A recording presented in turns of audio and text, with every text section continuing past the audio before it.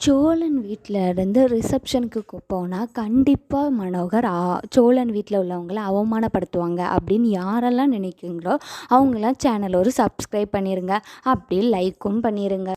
சோழனும் நிலாவும் ரூமில் இருக்காங்க. அப்போது நிலா ரொம்பவே சோகமாக இருக்காங்க.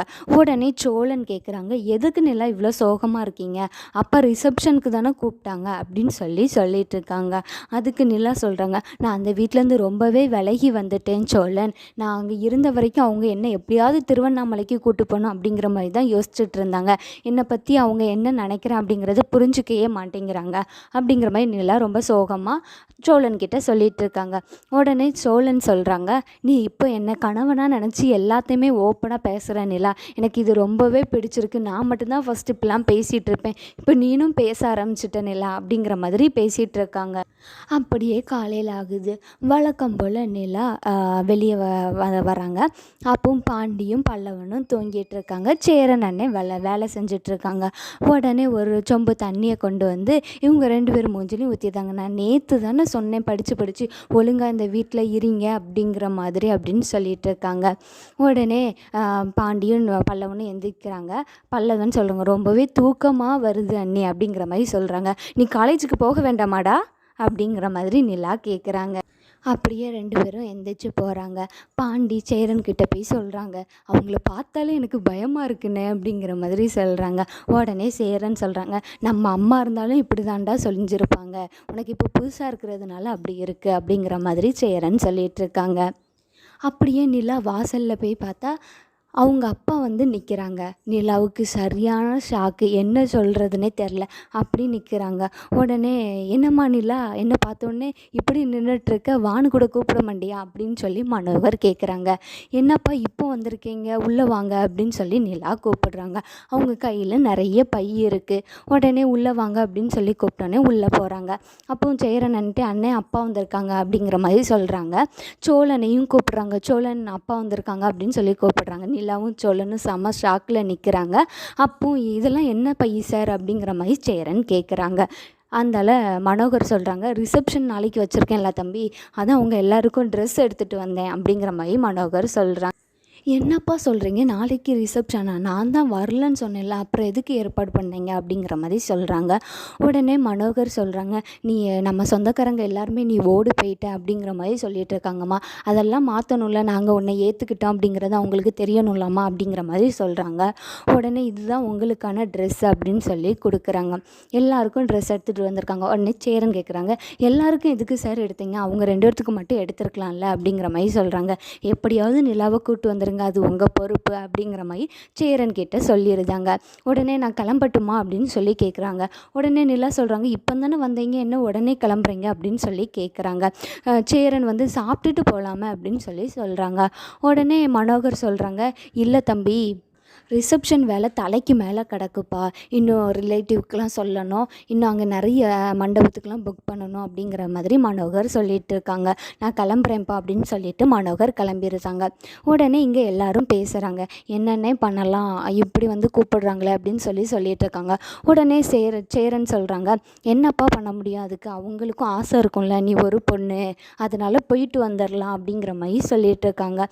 உடனே நடேசன் அங்கேருந்து வராங்க. நடேசன் வந்து, அப்போ நாம் நாளைக்கு திருவண்ணாமலைக்கு கிளம்ப போகிறோமா அப்படிங்கிற மாதிரி சொல்லிட்டு இருக்காங்க. நாளைக்கு ரிசப்ஷனா, நாளைக்கு எப்படிப்பா போக முடியும், இன்றைக்கி ஈவினிங்கே போக வேண்டியதான் அப்படிங்கிற மாதிரி சோழன் சொல்லிட்டு இருக்காங்க. சேரன் சொல்கிறாங்க, 2 நாளைக்கு காலேஜில் லீவு போட்டுருடா பல்லவா, அதே போல் பாண்டி என்னென்ன வேலை இருக்கோ அதெல்லாம் சீக்கிரம் முடிச்சுட்டு வந்துடுடா அப்படிங்கிற மாதிரி சொல்லிகிட்டு இருக்காங்க. உடனே பாண்டியும் பல்லவனும் சரிண்ணே அப்படிங்கிற மாதிரி சொல்லிகிட்டு இருக்காங்க. உடனே அப்படியே பாண்டி மெக்கானிக் செட்டுக்கு கிளம்புறாங்க. வானதி அங்கே வர்றாங்க. வானதி வந்ததும் மெடிக்கல் ஷாப் வைக்கிறதுக்கு ஏதாவது பிளான் இருக்கா அப்படின்னு சொல்லி பாண்டிக்கிட்ட கேட்குறாங்க. ஏதாவது அரேஞ்ச் பண்ண முடிஞ்சா அப்படின்னு சொல்லி கேட்குறாங்க. நான் அப்பா கிட்ட ஆல்ரெடி கேட்டிருக்கேன் அப்படிங்கிற மாதிரி வானதி சொல்கிறாங்க. உடனே பாண்டி சொல்கிறாங்க, நான் தான் அப்பா கிட்ட கேட்காத, நான் பார்த்துக்கிறேன்னு சொன்னேன்ல அப்படிங்கிற மாதிரி சொல்கிறாங்க. எனக்கு அது எப்படிடா வாங்க முடியும், எனக்கு ஒரு மாதிரி இருக்குல்ல அப்படிங்கிற மாதிரி சொல்லிட்டு இருக்காங்க. நான் தரேன் அப்படிங்கிற மாதிரி சொல்லிட்டு இருக்காங்க. இன்னும் 2 நாளைக்கு நான் இங்கே இருக்க மாட்டேன், திருவண்ணாமலைக்கு போகிறேன் அப்படிங்கிற மாதிரி வானதி கிட்ட சொல்கிறாங்க. எதுக்கு நீ திருவண்ணாமலைக்கு போகிற அப்படின்னு வானதி கேட்குறாங்க. உடனே பாண்டி சொல்கிறாங்க, இல்லை இல்லை நிலா அன்னைக்கும் சோழனுக்கும் இப்படி ரிசப்ஷன் அவங்க வீட்டிலேருந்து வைக்கிறாங்களாம், அதுக்கு நாங்கள் கிளம்புறோம் அப்படிங்கிற மாதிரி சொல்கிறான் பாண்டி. உடனே அப்போ நான் என்னெல்லாம் நீங்கள் கூப்பிட மாட்டிங்களா, அக்கா என்ன மறந்துட்டாங்க பற்றியா, நான் அவங்கக்கிட்ட ஃபோன் அடித்து கேட்கேன் அப்படிங்கிற மாதிரி சொல்கிறாங்க. உடனே பாண்டி சொல்கிறாங்க, அது எப்படிடி ஒன்று அவங்க வீட்டில் விடுவாங்க அப்படிங்கிற மாதிரி பாண்டி சொல்லிகிட்ருக்காங்க. அதை பற்றி உனக்கு என்ன கவலை, நாளாக வரேன் அப்படிங்கிற மாதிரி வானதி சொல்லிகிட்ருக்காங்க. அப்படி அவங்க 2 பேரும் பேசிகிட்ருக்காங்க. அப்படி சேரன் வீட்டில் எல்லாரும் திருவண்ணாமலைக்கு கிளம்புறதுக்காக கிளம்பிகிட்ருக்காங்க. அப்போ நடேசனும் கிளம்புறாங்க. உடனே சோழன் கேட்குறாங்க, நீங்கள் எங்கே கிளம்புறீங்க, அங்கே போய் எங்களை அவமானப்படுத்துறதுக்கா அப்படிங்கிற மாதிரி சோழன் கேட்குறாங்க. அதெல்லாம் ஒன்றும் படுத்த மாட்டார், நீங்கள் சும்மா இருங்க அப்படிங்கிற மாதிரி நிலா சொல்லிடுதாங்க.